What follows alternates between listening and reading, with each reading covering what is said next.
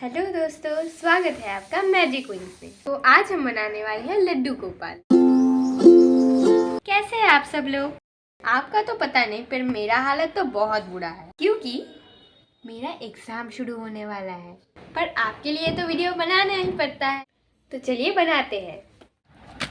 तो दोस्तों, पहले मैंने सोचा था कि मैं व्हाइट कलर का क्ले यूज़ करके ये बनाऊं, पर ये बहुत जल्दी गंदा हो रहा था, इसलिए मैंने ब्लैक क्ले लिया। इससे ही बनाना शुरू करते हैं। दोस्तों, क्या आपको पता है कृष्णा जी के इस रूप का नाम लड्डू गोपाल कैसे हुआ? तो चलिए जानते हैं। बहुत समय पहले एक वन में एक साधु रहा करते थे। उनके पास कान्हा जी का एक मूर्ति था। वो रोज उनको भोग लगाते थे और उस मूर्ति की बहुत ही सुंदर तरीके से सेवा भी करते थे।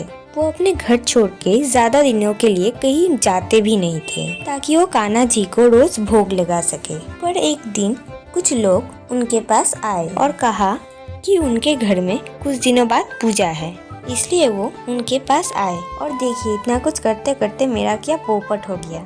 ये पूरा खराब हो गया था, इसलिए मैंने फिर से लगी इसे बनाने के लिए। तो चलिए अब हम फिर से कहानी में वापस जाते हैं। हाँ, तो हम कहाँ थे?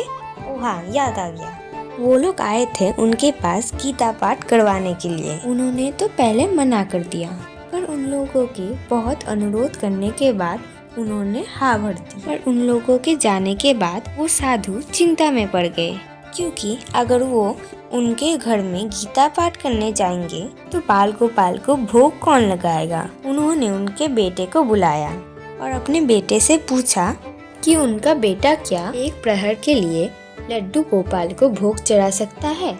इसके उत्तर में उनके बेटे ने कहा कि वो एक प्रहर के लिए भगवान को भोग लगा देगा।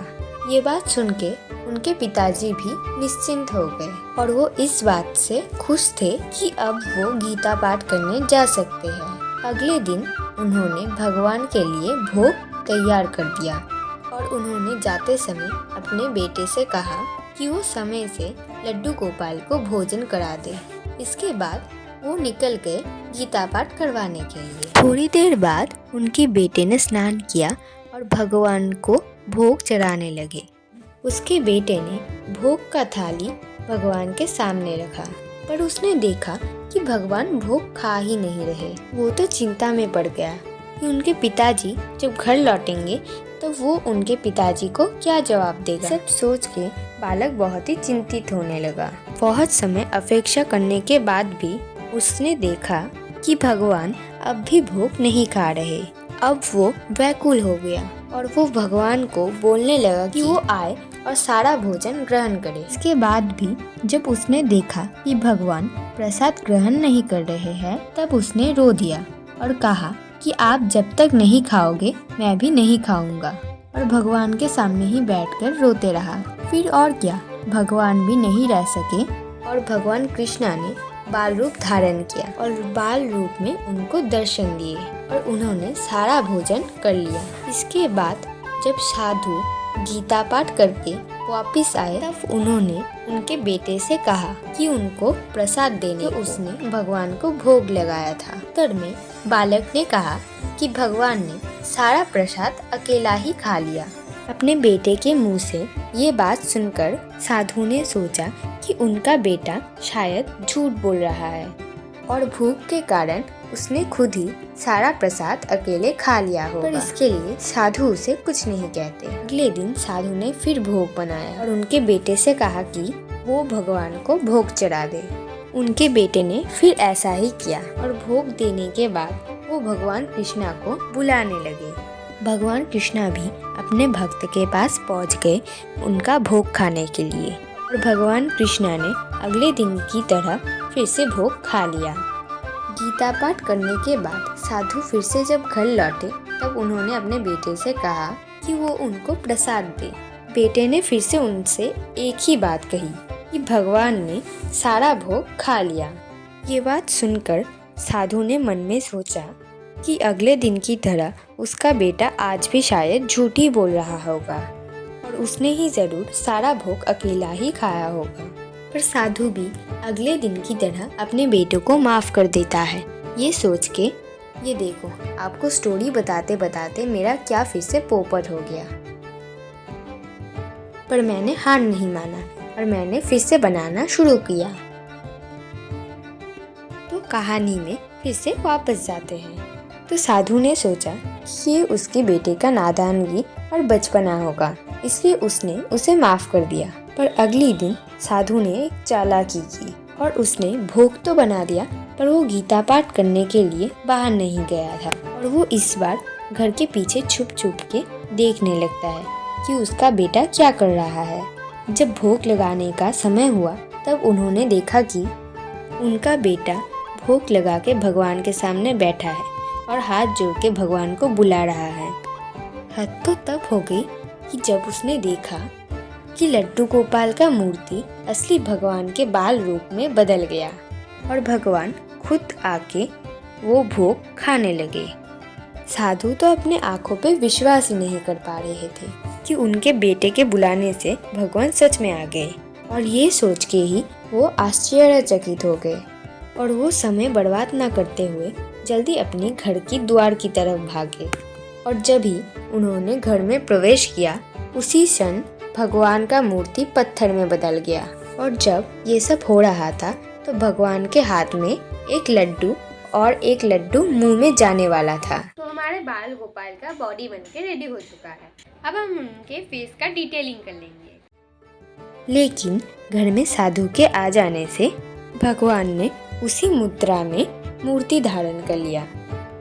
ये सब देख के साधु भगवान से विनती करने लगते हैं कि उनको फिर से वो दिखाई दे। पर भगवान का मूर्ति जैसा था वैसा ही रह गया। हमारे लड्डू गोपाल का ड्रेस भी रेडी हो चुका है। मेरे पास ये 2 कलर अवेलेबल थे जिससे मैं उनका फेस का डिटेलिंग कर लूँगा।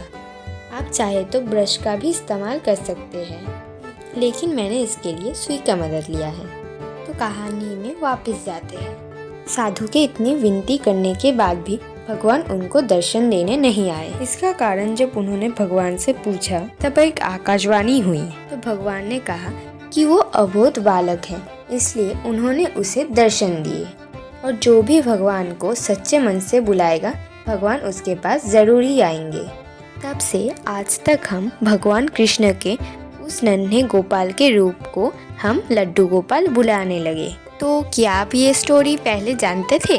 कमेंट करके ज़रूर बताना। इसके अलावा कृष्णा भगवान के बहुत सारे रूप हैं और उनका एक अलग अलग स्टोरी है, और अगले वीडियो में मैं क्या बनाऊं वो कमेंट करके ज़रूर बताइएगा। तो फाइनली हमने हमारे लड्डू गोपाल के हाथ में लड्डू पकड़ा दिया, और हम थोड़े उनके फिंगर का डिटेलिंग भी अच्छे से कर लेंगे, और डिटेलिंग हो जाने के बाद इसे जोड़ भी लेंगे। अब हम उनके सर को बॉडी के साथ अच्छे से जोड़ भी लेंगे। तो दोस्तों मेरा जल्दी ही 1K होने वाला है, और 1K होने में कुछ सब्सक्राइबर अभी भी बाकी है, तो जल्दी से सब्सक्राइब कीजिएगा ताकि मेरा 1K हो सके और आपको और भी ऐसे वीडियोस मिल सके। और अब हम इस क्ले की शीट से उनका मुकुट भी अच्छे से बना लेंगे। पहले तो मुझे समझ ही नहीं आ रहा था कि उनका मुकुट कैसे बनाया जाए, फिर मैंने सोचा इस तरीके को अप्लाई किया जाए, और इसको करने के बाद मुकुट बहुत ही अच्छा बना था। और हमने 2 कलर को ऐसे रोल भी कर लिया है, और अब हम उनको मुकुट से जोड़ लेंगे, इससे हमारा मुकुट और भी सुंदर लगता है। तो लड्डू गोपाल का ये ड्रेस कॉम्बिनेशन आपको कैसा लगा वो कमेंट करके ज़रूर बताइए। इसी तरीके से हमारा लड्डू गोपाल तैयार हो गया।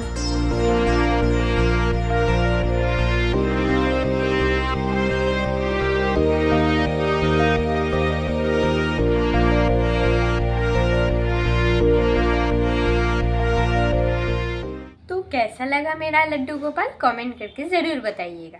और अगर वीडियो पसंद आया हो तो लाइक शेयर एंड सब्सक्राइब कीजिएगा। नेक्स्ट वीडियो में मैं क्या बनाऊं वो कमेंट करके ज़रूर बताइएगा।